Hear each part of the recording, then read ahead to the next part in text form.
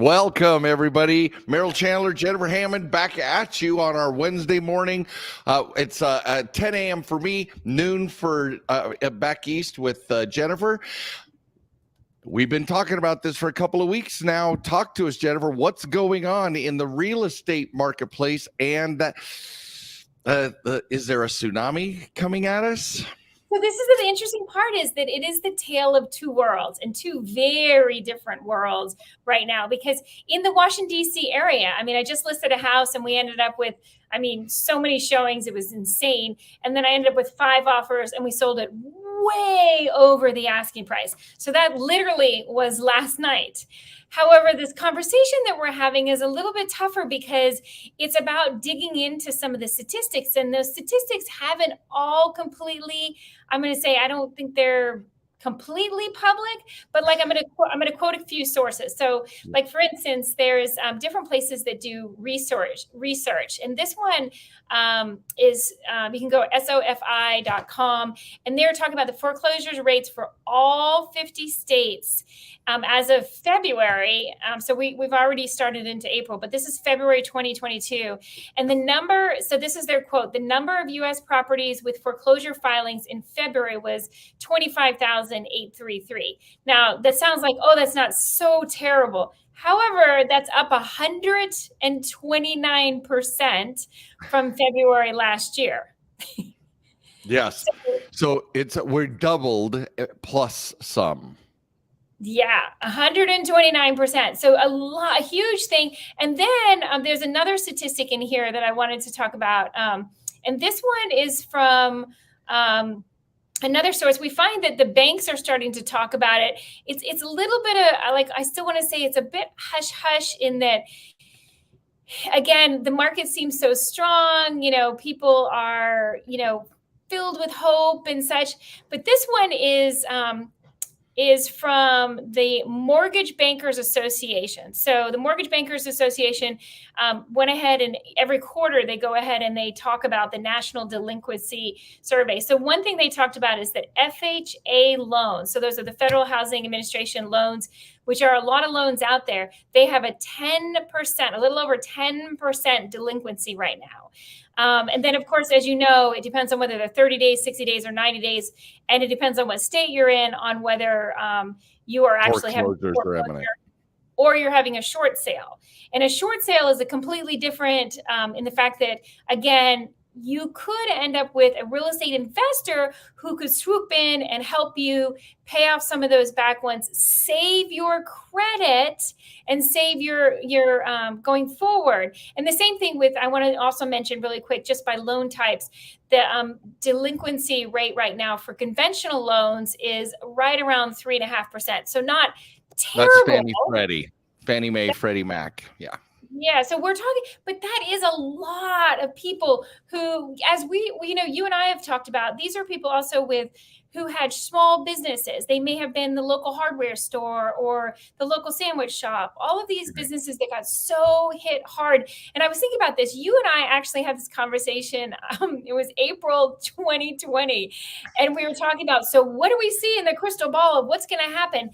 And one of the things that's happened that I wanted you to talk about a little bit is that, with all of the new scoring that FICO software has, they're looking at your predictive, they're trying to predict your behavior. So they're starting to try to figure out, are you going to let your house go all the way through to a full foreclosure, which again is going to, I believe, have harsher consequences than we've had before. And just one quick thing to say is, we don't know what's going to happen with Congress, but right now there isn't anything out there in Congress like we had many, many years ago, that if you ended up, say for instance, it was a short sale and, you owed money on it, more money, but they went ahead, the bank forgave you. Guess what? The IRS did not forgive you. Guess what? Your credit scoring softwares did not forgive you. Yeah. So what kind of things can we help? How can we help? Not only from the real estate investor's point of view, but also how do we help from the viewpoint of the homeowner who's sitting here overwhelmed. Yeah. And overwhelmed and freaked out because maybe they lost their business, they lost their job, their spouse lost their job, and they're not sure what to do. Well, great questions, and let's do the last one first. First of all, we spoke last week. FICO 10T has been released a couple of years ago, and there's a slow adoption rate. It just takes time. Chase has whatever 35,000 terminals. You got to upgrade all the software, etc. So it'll take a little bit of time, but the 10T, like there's FICO 542, FICO 8, FICO 9. Well, now there's FICO 10. And FICO 10T means it's trended data. It's that 24-month look-back period. And it's much more predictive than FICO 9 was, meaning that the score they give you on FICO 10 is like 8 on mortgages, 18% more predictive about who may or who may not go delinquent, default, or into foreclosure. So you're absolutely right that we will get hit more if we have if we go delinquent on our mortgage, if we are 30 days late, if we do go into default, it's going to matter more and it's going to count more against our score. So let's go over really quickly kind of the degradation of a mortgage so that where can we jump in and save a homeowner, and where real estate investors can become the saviors for homeowners, right? And so first of all, there's 30 days late, 60 days late. If you missed a payment 3 months in a row, it'll be 90 days late. And most states do not allow the mortgage company to file for a default and therefore begin the foreclosure process until you've missed your third payment. That's true for most states. But once that default, it says most of the credit reporting will say foreclosure in process, which is a precursor to foreclosure. And so ultimately, if each one of us as homeowners and each one of us as borrowers, we need to be able to forecast how do we save ourselves before the foreclosure process, right? So, friends, right. if we have, what is your job? What's your income prospects? If you haven't had a job, if you've been struggling, then do we need to kind of bail out as soon as possible from this mortgage? Because we don't want to have our head in the sand during this process.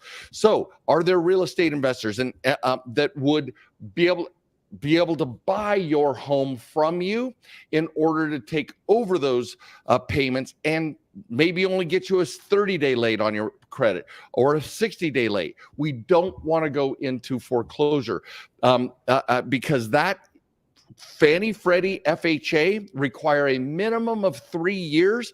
Most of the time, it's 5 years before you can repurchase a home, having had a foreclosure or even a late pay on your credit profile. It takes a long time that you're going to be in the rental market. And if we know what the rental markets are now, guys, it's more expensive to rent the same square footage than it did to pay your mortgage. So this isn't like 2008 where mortgages and rental rates were comparable within a couple $100 of each other. Some rentals are 50 to 75 or twice what the mortgage is. And so we cannot have our head in the sand, you guys.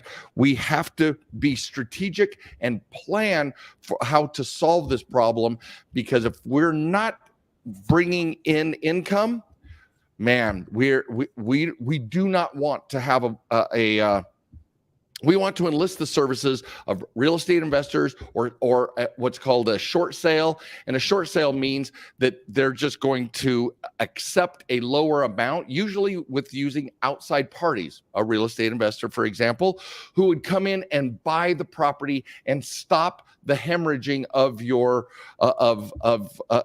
stop the process from going into foreclosure.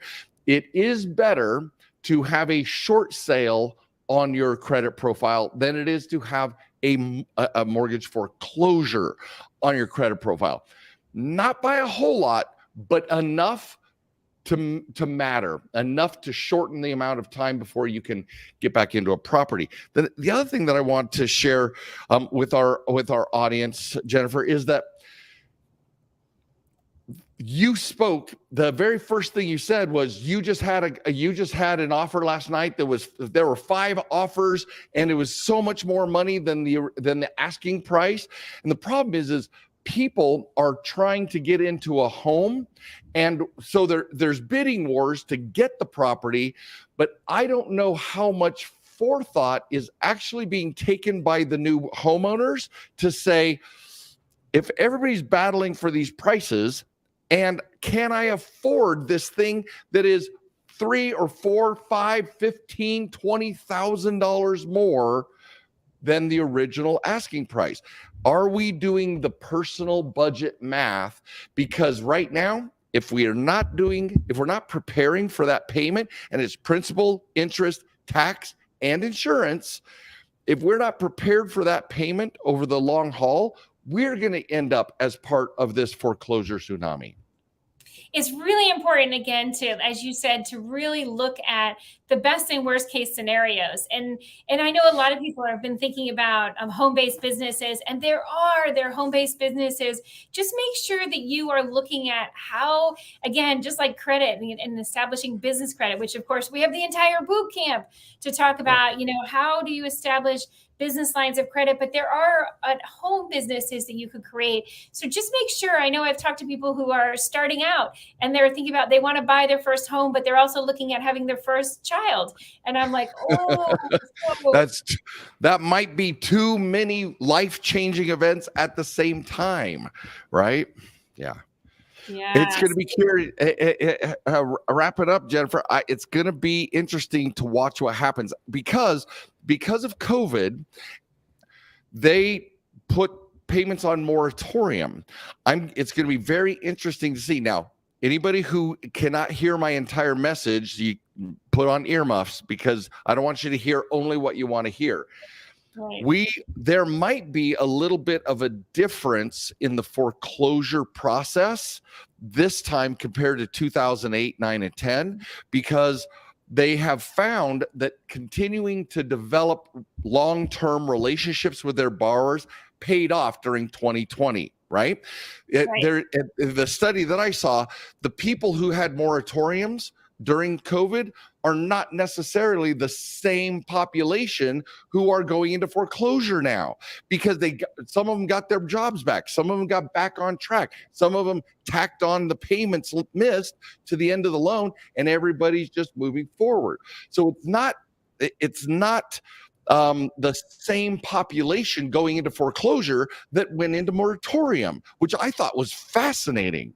And I was just going to say, and it's just not the same as what we experienced before with foreclosures. And what you said also, I've talked to actual individual banks, and since they had, this mortgage moratorium, they've had a lot of time to decide on how they want to handle the process, especially with anybody who had taken advantage of that moratorium and now is not able. That's going to, in some ways, that's a different, as you talked about, it's a different borrower behavior than it is for somebody who other foreclosures. And so it's very interesting. And I guess part of it is again, that's why I recommend going to the boot camp and making sure you understand this well, because part of it is just communicate. And as awful as it feels to call up your credit card companies or to call up your mortgage company when you don't have any money to give them, weirdly enough, it's better to communicate than silence. Absolutely. Silence, not golden when it comes to your mortgage bankers or your credit cards, right? Yeah, absolutely. So I'm with you on this, Jennifer. We have to give them a heads up even before you miss your first payment, because if COVID did anything, you guys, for the late default foreclosure process, COVID taught lenders how to vet borrowers and do needs analysis and see if is this joblessness just temporary, or is it a long-term play, right? And we have to foreclose because they don't have any prospects for a job. They have had 2 years worth of and tens and tens of thousands of borrowers to navigate, learn, and see what works when it comes to a moratorium. Yes, we'll tack this on and do a loan modification or otherwise, or to go straight into foreclosure. So it is we have a better chance now of saving our souls, our financial souls, than we did in 2008, because in 2008, it was just wholesale slaughter. They're just like, you miss, it's done. Screw F you, and we're taking your house.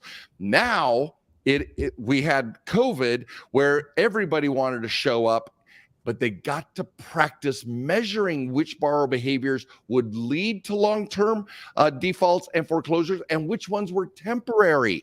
And they will, I believe they will that they will treat this process differently, and we need to take our situation to them and work through it as partners. And the biggest thing that as I teach in the boot camp, by the way, that's getfundablejennifer.com. The boot camp, we show you how to use language that will speak to the partnership desires of the lender. Hey, I love our relationship. I love my mortgage. What can we do? I love being partnering with you on this. I want you to be profitable. I want to stay in my house. How can we work this out together? That language is vital to making sure that you have the best chances of protecting your home. And just remember, rents are higher than mortgages. So whatever you can do to stay in your home, we've got to try and do it way upstream, not when it's time to foreclose. And just like last week when we talked about, negotiating with the car dealerships, the same thing with your bank is getting in communication with them. And then we're going to find out very soon some very specific language. And the boot camp is one of the main things that you want to know, because you want to know the updates of what's happening, including all these new updated softwares. Who's using the updated softwares? Just like when I went into the car dealership, which version are you using? Exactly. The same thing with the mortgage lender. You're going to want to ask these questions, and you will look like a rock star. Never mind, they're going to be interested in working with you because you have a financial savvy that most buyers don't have.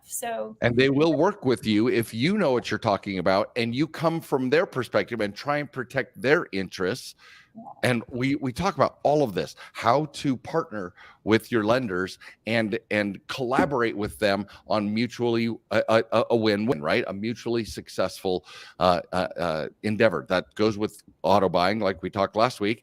It definitely goes with preventing a foreclosure or navigating your mortgage. So you guys, this is good luck out there. Stay posted next week.